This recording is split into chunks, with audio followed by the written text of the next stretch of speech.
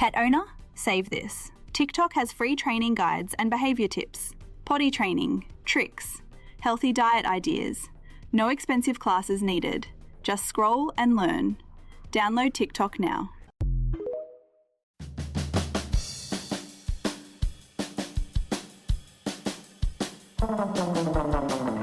Welcome to The Secret Life of Cookies, where we try to solve the world's problems through the miracle of carbohydrates, one recipe at a time, with host Marissa Rothkopf and her dog, Bosco. Hello, everybody, and welcome to The Secret Life of Cookies. Bosco and I have a very special episode for you. But before we get talking with our guest, I just wanted to apologize for the lack of new episodes over the last few weeks. We've been overhauling some of the workings here at the Deep State Radio headquarters, but now we're back and looking forward to a jam-packed summer. On today's episode, Bosco hoped we'd be joined by Henry the dog, but instead, our guest is no slouch himself. It's Henry's owner, former federal prosecutor, co-host of the It's Complicated podcast, and man who knows how to explain the law so we can all understand. Yes, my guest is Renato Mariotti. Before we get into the episode, a bit of housekeeping. All the recipes for this podcast and links can be found on my Substack newsletter at marissarothkopf.substack.com, along with a giant, huge, over almost 200 recipes. Recipes and stories of American kitchen history can be found on that Substack. So you can support my work with a subscription of about $5 a month, or if that's not possible yet, you can subscribe for free. And don't forget to join the Deep State Radio as a member for special perks. Either way, I am grateful for your support. And now, enough of me. Here's Renato. Hello and welcome to The Secret Life of Cookies. My very special guest today is Renato Mariotti, and I am going to Italy in a few months, so I'm trying to practice my Italian accent at least, and I'm not sure how I did. You did very well. Most Americans pronounce my first name Renato, like a deer, which that's not the way. That's not the way it's spelled. That's not the way it's pronounced. So yeah, kudos to you. Thanks. And there's also I have a British husband who has tried to teach our children that the letter T is pronounced T and not D. So 30, water, and Renato. So, yes, written. Yeah, for example, I pronounce the letter T that way as well. Very good. See, it's what it's there for. Anyway, you are here for a whole bunch of other things, not just to tell us how to properly pronounce the letter T. You yourself are the host of the of It's Complicated podcast with Asha Rangappa herself, and former federal prosecutor. You come fresh off of the television screen into your home studio to talk to us. So I'm grateful. By us, I mean me and my dog Bosco, who looks like the opposite, like the yang or the yin to your Henry. He is the black version of Henry. Got it. Yeah, Henry's very active. He may play a role in this podcast. I just came off the Joy Reid show, and throughout the entire appearance, he was licking my hands. So I was like, at any moment, he likes jumping up when he wants my attention. So at any moment, he could have made a very surprise appearance, very special appearance, but that didn't happen. Does Henry come with his own opinions about what's going on in the news? Yes, they're generally very loud. He has an extraordinarily powerful bark for a medium-sized dog. Does he use it a lot, or is it one of those sort of? He uses it as a lot. So my wife Jamie, when Henry barks, her instinct as a mom, right, is to run around figuring out, what does he need? Oh, it's like a baby's crying. Oh, does he want food? Does he want a toy? Does he want this or that? Does he want to go outside? And so he's learned, if he barks really loud, good things are going to happen. So there's a lot of barking in my house. Jamie, your wife and I have a lot of things in common as far as dog care is concerned. If he barks at a cat across the street, I will be the first person to encourage this behavior. And we have our own cats. But I want him to know that he's doing a good job, But your wife, Jamie, because as you know, this is a podcast where we talk about food, but we also talk about politics and what's going on in the world. Today, on the food portion of the show, your wife, Jamie, features prominently, even though she's not with us on the podcast today, because she contributed the recipe, which is apparently a favorite of yours and hers. Do you know what it is? Yes, it's her famous scones are fantastic. She makes those. And the only person unhappy about it is my personal trainer. Everyone else is thrilled. It gives your personal trainer something to work with. Exactly. I have all the ingredients here, so I'm going to be making them while talking to you. I feel that carbs, over the past couple of weeks, carbs have had to play a more important role in my life than before. The scones that we're making, her recipes for an apricot orange scone, which has dried apricots in it, and loads extra orange zest in it, which I will definitely listen to. That was Jamie. To all of you listening out there, that was Jamie's recommendation before we started today. So we might as well jump right into it. I'm going to jump into making these scones, which take all of about 4.5 seconds to mix together. It's just like flour, a little bit of sugar, salt, baking powder, and flavorings. And then the fat is just, that's a nice way of saying it, heavy cream. There's no butter in this. Your trainer should be happy that these are far more dietetic than the version that Ina Garten uses, which has butter and heavy cream. So, wow. This is practically Weight Watchers right here. But while I'm mixing these up, as a former federal prosecutor, I kind of wondered, I know you're on TV all the time, but do you get much sleep? Do you spend a lot of time churning over what's going on? Wow, that's a great question. I don't get much sleep, especially lately. Because what you don't see, Marissa, is that I spend 90% or more of my time practicing law. So I have a very large, successful law practice. I'm a partner at a mega large law firm. I have clients all over the place. And so I'm like, I've been the last several weeks, sometimes my podcasts, I don't have this awesome setup that I have here because I've been traveling, around the country taking depositions. So it is what it is. I just do this stuff in between. It's very much a side gig. I don't make any money off it. I mean, I really lose money off of it, but it's a labor of love. I enjoy making a podcast. Asha's a good friend of mine. And I really think there's an importance to educating the public. I think there's a lot of misinformation out there. And I think the whole world of legal analysis is very distorted. There's incentives to distort information. And so I really try to cut through that as best I can. When you say that there are incentives to distort information, I mean, I know it from the sort of the obvious, like as if, or say, we're like the lawyer for a president or, something like that. I want to distort some information. But do you see it, obviously, on another level, like with pundits and things like that? For sure. So, for example, ultimately TV networks want people to watch their shows.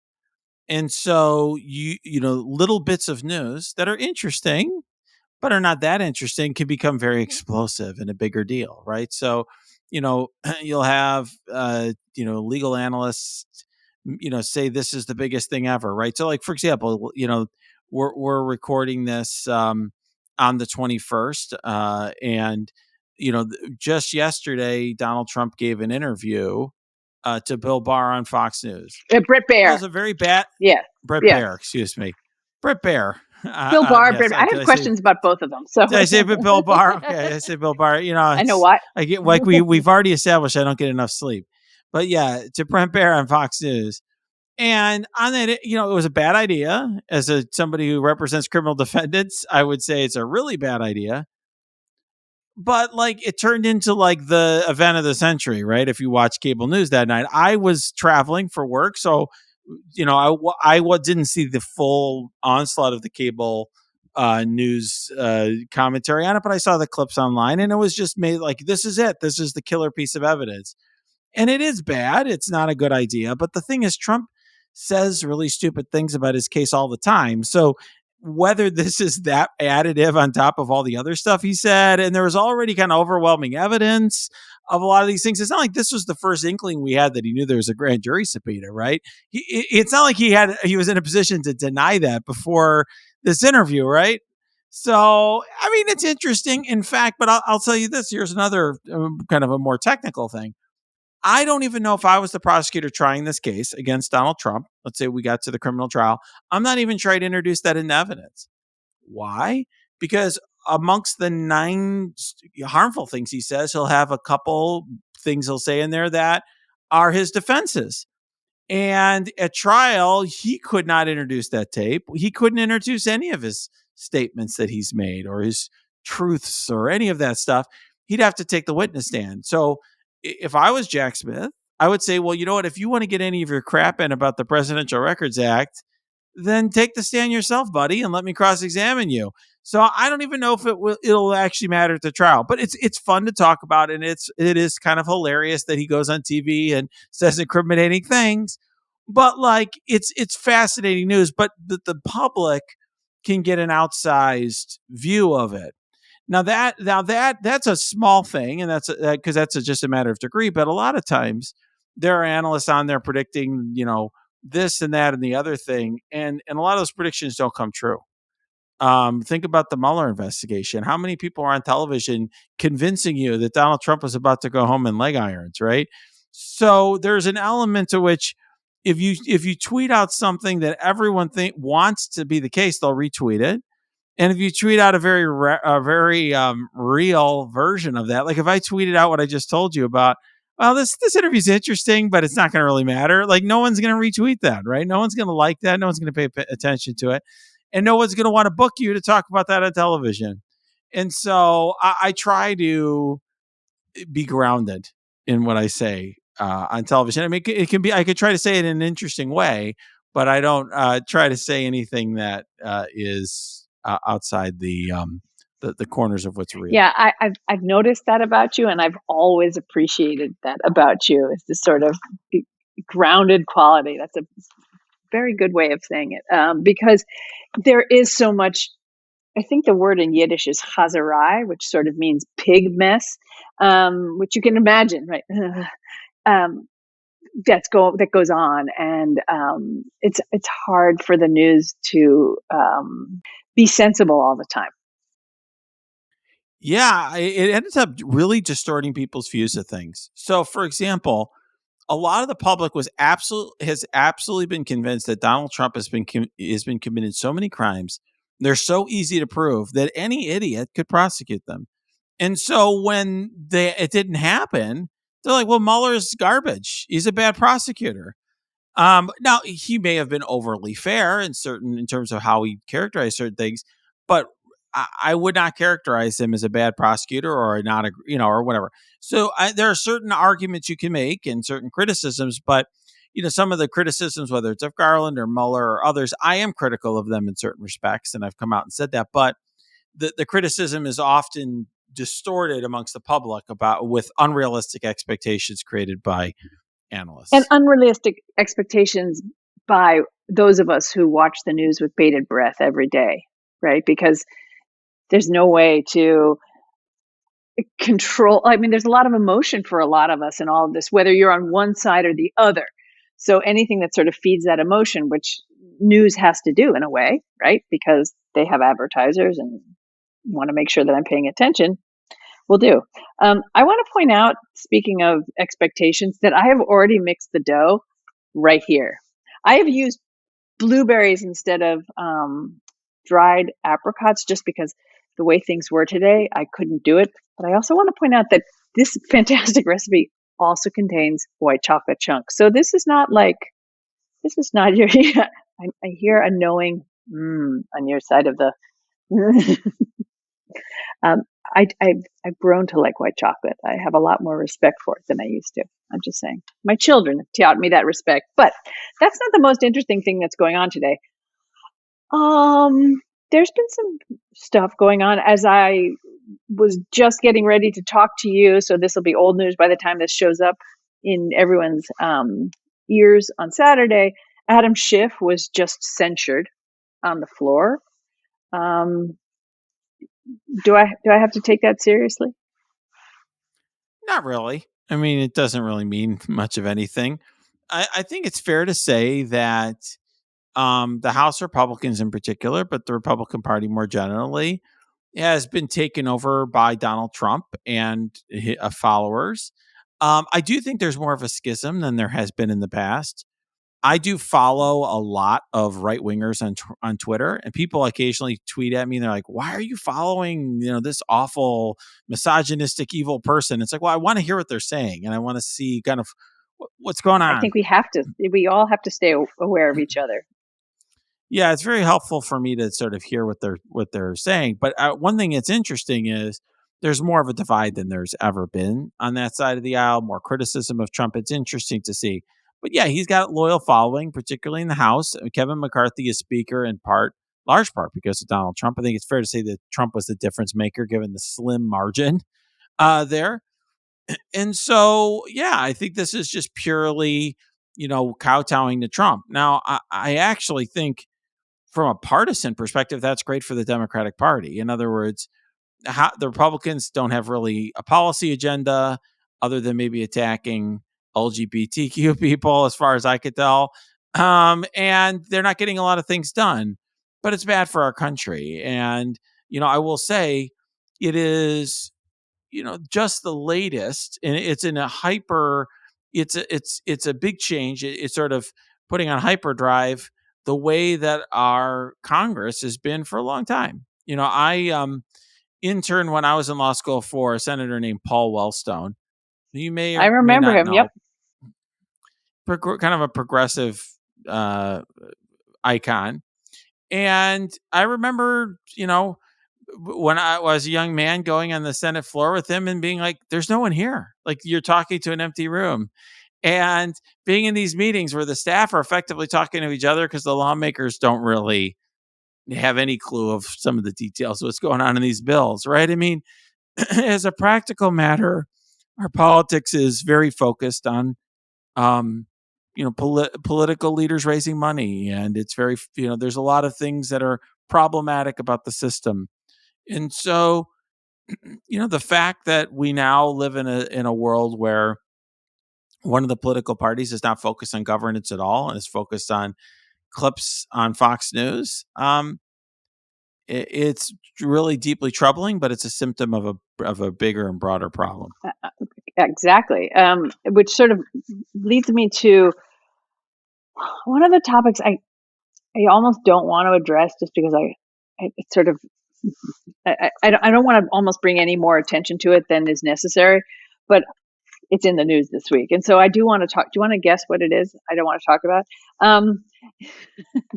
The submersible. I'm trying to. Oh my think God! of I really don't want to talk about the submersible. Yeah, I was on the CNN today. That seemed like I was the only that was the only thing. I was the only piece of that entire hour that was not about that submarine. Like, the segment before me was about it. The segment after, I didn't watch any of the rest of the hour. But I'm like, man, there's a lot on the submarine. Do you think that actually wasn't what I want to talk about? But do you think those families have some sort of lawsuit going? I mean, it turns out there's some sort of evidence here that people knew that things were not quite right with that submersible.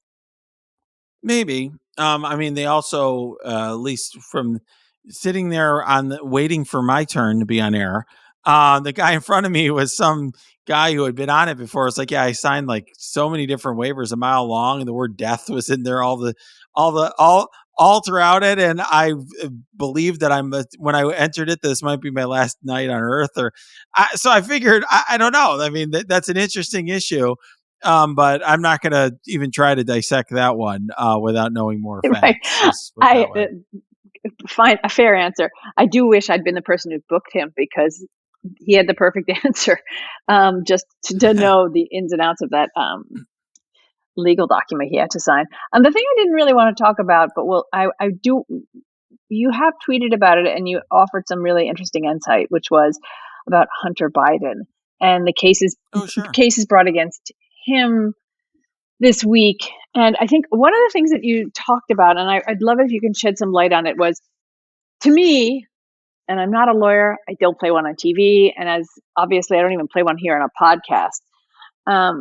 But it just doesn't strike me as the most sturdy case if it were appealed. I don't know how that, how it really works. But you talked about how, like in the case of Wesley Snipes' conspiracy to defraud the federal government case, that they threw in what misdemeanor backstops, which I thought was such a fantastic phrase. And you said even yourself as a lawyer will throw that in, use them in cases. And I would love to let people understand what it means to have a misdemeanor backstop and how to use them. Sure. So to give some context here, just so in case people have been spending more time making scones than keeping track of what's going on I'd with like to Hunter interrupt Biden. and just point out to you right here that the scones are already made. So in the span of less than 15 minutes, we are at full scone. Now you know why my wife likes that recipe so much. I think it's fantastic, but yet it takes 15 minutes of effort. But just to give some background, just to give some context here, Hunter Biden, of course, is the president's son, and the right wing has, I think, made him out into some supervillain. I mean, if you watch Fox News or any of these other right wing outlets, like he's done everything evil you could possibly imagine. He's a supervillain. He's whatever. Thanos and Kang the Conqueror and all the comic book villains wrapped up into one. Um, and he ended up coming to an agreement with federal prosecutors in which he's pleading guilty to 2 misdemeanor charges of failure to pay taxes. We'll get back to that in a minute. And then he's admitting guilt regarding a felony offense of possessing a firearm while he's an addict. But he's getting what's called pretrial diversion for that, which is essentially where it's a favorable resolution for the defense, where basically you're on like supervision of sorts for a period of time, and if you stay good and don't break the law during that period of time, essentially nothing ever happens. If you do break the law, then you get convicted of this felony. Now, what I was trying to do, so I told you I follow all these right wingers. There was all sorts of misinformation going out there, and it was by people who were very deliberately spreading disinformation, not the sort of inherent biases I was talking about earlier, but people who are really peddling in untruths. And just to give some context here, there are a lot of gun crimes that are charged. There's a lot of tax crimes that are charged. Those are like bread and butter charges, but they generally aren't these particular crimes. And so I was trying to provide all sorts of context to people. I mean, that Wesley Snipes example is one that a right-wing commenter made, trying to argue to me that Wesley Snipes, was hit hard, and Hunter Biden got off easy, essentially. So let me just say, so there are when a lot of times people when they think of a tax crime, they always use the word tax evasion. In fact, I saw it a lot on the internet yesterday when they were talking about Hunter Biden tax evasion. Tax evasion is a felony. That is where you are willfully trying to evade taxes through some affirmative means, like you're using various shenanigans to try to fool the government into not finding your money. I have charged people with tax evasion. The most typical sort of charge that is charged is something you can call a tax fraud. It's where you make false statements on your tax returns knowingly in an effort to trick the IRS. Those are sort of the bread and butter tax charges that federal prosecutors charge. When you charge those, you often include charges that are easier to prove. So one of those charges that's very common is failure to file your income tax returns. If you fail to file your return, like let's just say you fell asleep and you just forgot, or you forgot about it, you're going through a difficult time, maybe you're depressed, maybe you're whatever, in your submersible, you're not paying attention, that's a misdemeanor. But it's super easy to prove. Like you don't need, I mean, you probably don't even need to go to law school to prosecute that case. You put a witness up from the IRS. Oh, did you receive the tax return? No, we did not. Like you could verify, whatever. That we don't have the tax return. That's it. The case, it's open and shut. It's like ridiculously easy to prove. So you kind of include those as a backstop. So then when the defendant is thinking about going to trial, they're like, okay, well, it's guaranteed that I'm going to be guilty on these 5 misdemeanors because I didn't file for 5 years. So do we really, and that's all the jury is going to have to find us guilty on that. So do we really want to go to, trial on this tax evasion charge? So my point that I was trying to make online was I threw in these failure to files all the time when I was charging people with actually very serious felony tax counts. But I don't remember ever bringing a case like we're going to spend all these resources and work up a case to file a misdemeanor for somebody who just didn't file their taxes. That's handled civilly. They just throw a bunch of fines on the person or penalties and just deal with it that way. Because somebody is usually not going to even go to prison for a misdemeanor. So that's the sort of thing you don't bother with.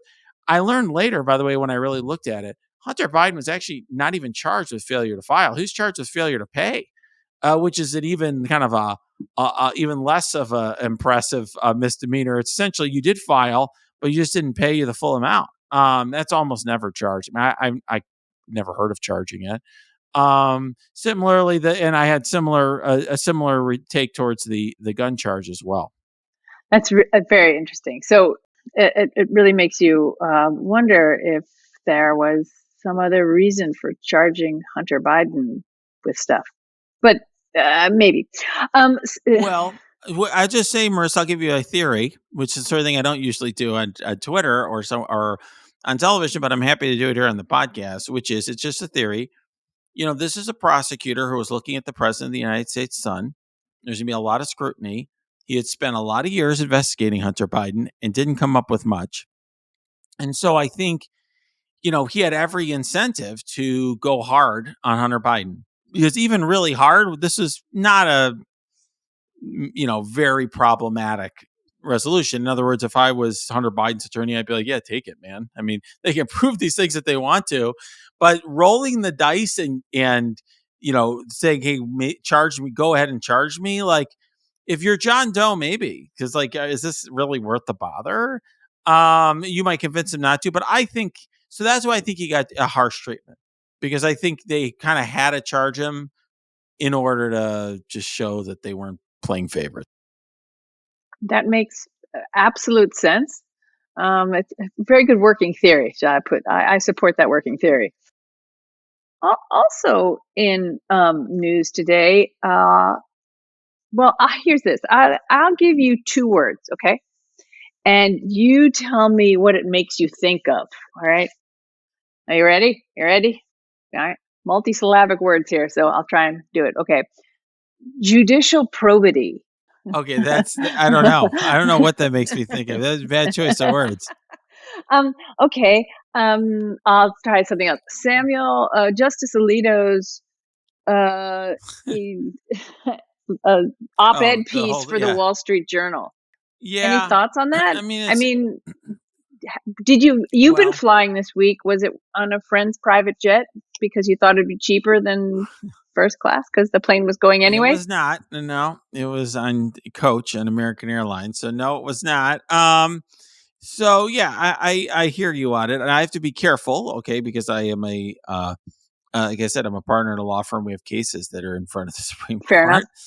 If you're not comfortable to answer it, you don't have to answer the question at all. Well, I'll just say this. I'll say this. I mean, I think judges have to be concerned about the appearance of impropriety. The fact that we're on a podcast talking about it is a problem for the United States Supreme Court. One thing that's probably apparent to you, Marissa, is that the United States Supreme Court is not really policed by others very effectively, and for a whole host of reasons. And it does not really police itself much either. And there are all sorts of reasons why that is and why it's very complicated. We could have a whole episode of the It's Complicated podcast about that. But the bottom line is the Supreme Court doesn't really answer to anyone. And that's why I think it's interesting. This is one of the first times. I mean, obviously there was a similar piece on Justice Thomas.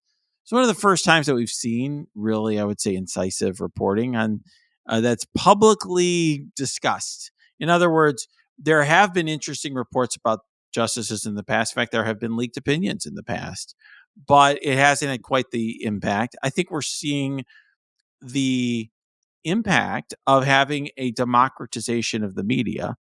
In other words, we used to have, when I was a young man, we used to have like 3 or 4 TV networks and like 2 newspapers in Chicago. And you basically, if you read, you had those are your sources of news.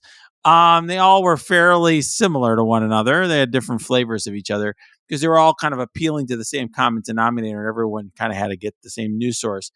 There are benefits to that, which is that less extreme views like out there, disinformation. But the downside is that sometimes there's less dissemination of views that not everyone would want or aired. A big corporation might not, may not fight to get something aired about the Supreme Court justices. Now you're seeing that, and I think the Supreme Court's going to have to take that into account and consider going forward how they're going to deal with polls that show a lack of confidence in the Supreme Court or less confidence. I think that's a really good way to look at it. I think we have, with respect to your position in a law firm, but also I think it's a good way to look at it for all of us to look at it from a historical point of view as well, right? Like there's some sort of shift in media that's also making some of these things be noticed more. Yeah, and I think that's right, Marissa. I think you're right about that. I think that it's fair to say that the shift that we're seeing has positives and negatives. I mean, we talk about, I spent all this time talking about disinformation online and all these online trolls with their misinformation. But at the same time, the fact that there's more sunlight on all sorts of things is generally a good thing. Absolutely. And yeah, so I think there's benefits and drawbacks. And now we're seeing one of the consequences, which is judges now are under more scrutiny than they ever have been in the past. And that's an okay thing. I mean, it's better for justice overall. I think that's right. Look, I think that public officials, there should be a lot of transparency about what they're doing. And I think that's the best disinfectant. It doesn't always work. I mean, Donald Trump is fairly transparent what he's trying to do, and enough people are okay with it that he's got a political career still. But I think that in general, that's the right way to go. A question, speaking of transparency, we have a man like former Attorney General Bill Barr being very beyond transparent, very open in his opinions, which is to me sort of a little odd, considering that he once was somebody who really was supposed to be very buttoned up as Attorney General. Yeah. Nobody write me notes. I know, it was all different. But should we believe someone like Barr when he says he thinks that Trump should be indicted?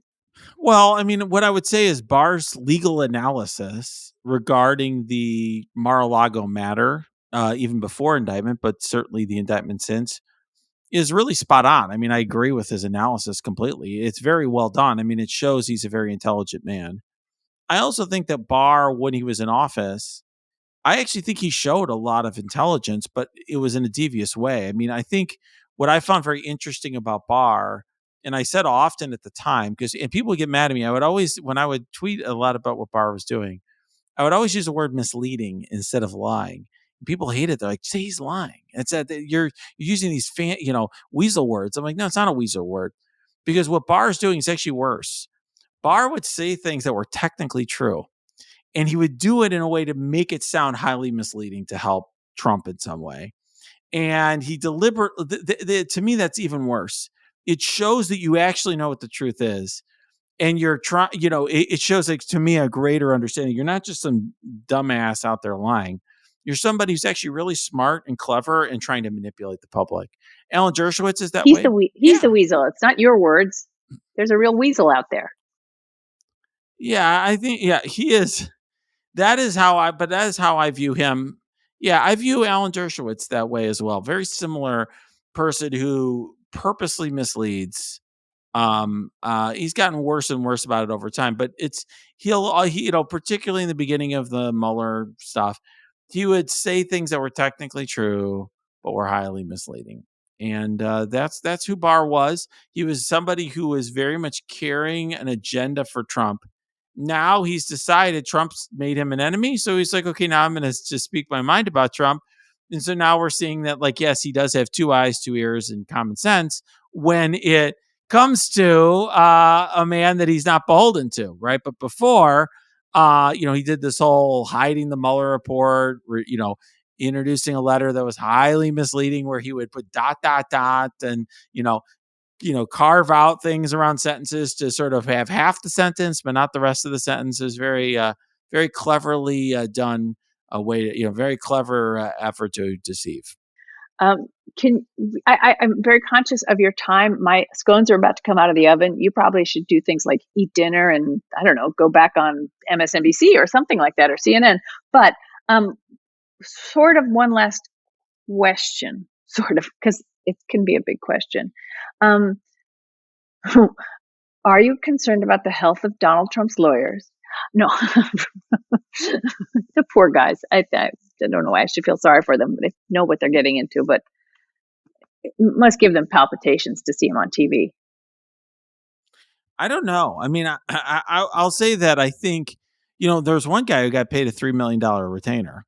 And, I think everyone at this point knows what they're getting into with Trump. In other words, if you sign up with Trump now, you know that you're going to be known across the country as Trump's lawyer. When your name is Googled, that's what's going to come up. And you know who the guy is by now. I mean, you've seen how he's behaved through criminal investigations because he's already been investigated in very serious criminal investigations. You've seen how he's behaved in civil lawsuits. I think he's revealed himself for who he is. So I don't really feel bad for anyone who's decided to hitch their wagon to Donald Trump. I don't feel bad for anyone who hitches their wagon to, let's say, Elon Musk or something, right? I mean, in other words, you see who the person is, and at that point, you've made your mind up. That's a very, very good point, and it's a good lesson for a lot of us in general.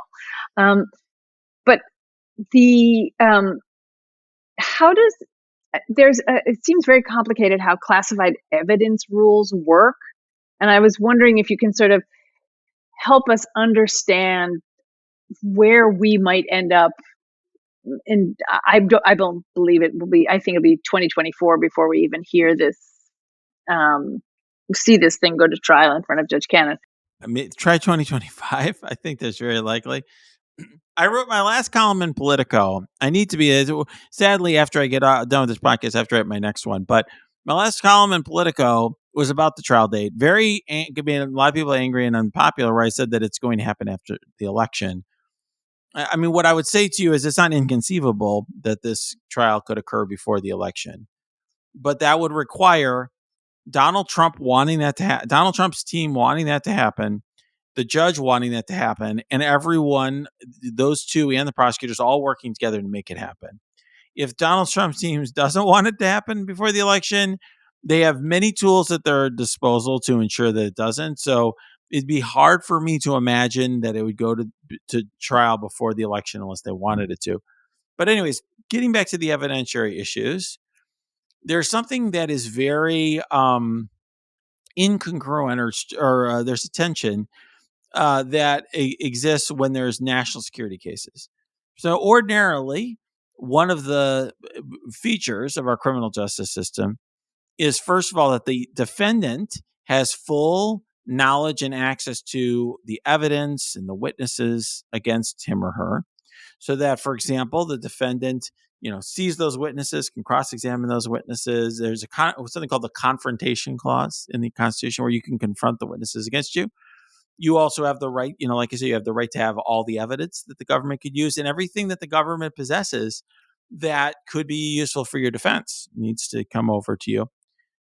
But separately, the public has a right to, so we have a right to have a public trial in the United States. And so news organizations will often sue to get access to court proceedings. That, though, is a tension with secrecy, right? In other words, if the whole trial is about our nation's biggest secrets and the government has a strong interest in keeping things secret, well, a criminal trial is not a very good way of keeping anything a secret. Typically, as soon as something's an exhibit, it's released to the press. I would get all my PDFs. So when the press was interested in one of my cases, I would basically, have PDFs of all my exhibits, and it would go on a drive, and the press would get a thumb drive or whatever with all my exhibits. because they were introduced in court, so they're fair game. And the press, usually is sitting in there in the courtroom, and they're sketch artists and they're whatever. So there are a lot of tools that the government has used to try to limit the impact of the need for the constitutional rights, let's put it this way, of the public and more importantly of the defendant in national security cases. One dilemma for the government in this case is, do they want to try to use those tools, which are controversial, which can be attacked by the defense because they, there's an argument to be made that they don't afford the full rights to the defense that they deserve. Do they want to use those in this case when the defendant's name is Donald Trump and the judge's name is Eileen Cannon? My suspicion is, or I'd say my judgment would be, let's put it that way, instead of predicting, my judgment would be, let's not use those tools because we want to have them available in future cases. And this is not the case where we want to test the legality of these rules or these tools. But the Justice Department may decide otherwise, given the very serious nature of the secrets involved. One thing is for sure, the use of any tool like that would give Donald Trump the opportunity to litigate. And under the relevant statute, he'd get what's called an interlocutory appeal. In other words, the ability to appeal immediately, kind of pause the proceedings, go right up on appeal. That is not conducive to things happening in a very speedy manner. And he's also not known as the king of speedy as far as trials concerned. He's really right. King. I don't know. I mean, no defendant. Yeah, well, that's right. And any defendant in this circumstance would delay. I mean, if I was representing this client, he's in his 70s, right? Mid 70s. And he's got all sorts of arguments he can make or whatever. The evidence is absolutely damning. Why not take your time with this case? Why would you be in any hurry to get to the finish line in this one? So, yeah. I guess on that note, we have to kind of come to our own finish line here, but it does lay it all out there very clearly about what the next couple of years will look like for us and for him. Well, Marissa, we have a saying on my podcast. I'm often called the sad panda, and there's we're trying to come out with the appropriate sound effect for that. So yeah, there you go. So like I said, some of my opinions are not always retweeted, but I will tell you, somebody who litigates criminal cases on a regular basis across the country, what I'm telling you is congruent with my experience, for what it's worth. You don't seem like that sad a panda. Maybe you're a smart panda. Maybe you're a sensible panda. I'll take How about sensible panda? Now that I like. I like sensible that. Panda. I mean, how many pandas spend a lot of time from all the videos I've seen, like rolling down slides or getting scared by their babies sneezing. And so maybe you're not that panda. Maybe you're the panda who takes it all in his stride, who tells the zookeepers what to do and knows what's happening next. There you go. I'm eating my bamboo and very, very sensible in doing so. And here's to you. I'm about to take these scones out of the oven, which smell delicious. I'm sorry you don't have one to aid in your writing of your political column, but maybe you could, in 15 minutes or less, you can have them baking. It's the wonderful thing. All right, I'm gonna bug my wife to make some scones. keep you going. Thank you very much for being my guest today, and thank you for the terrific recipe, and thank you for the insights. You're welcome, Marissa. Anytime. Thank you so much. Thank you so much for tuning in. You can follow Renato on Twitter and listen to the It's Complicated podcast wherever fine pods are potted. Recipes and links to everything you want and need can be found at marissarothkopf.substack.com. Please have a great week.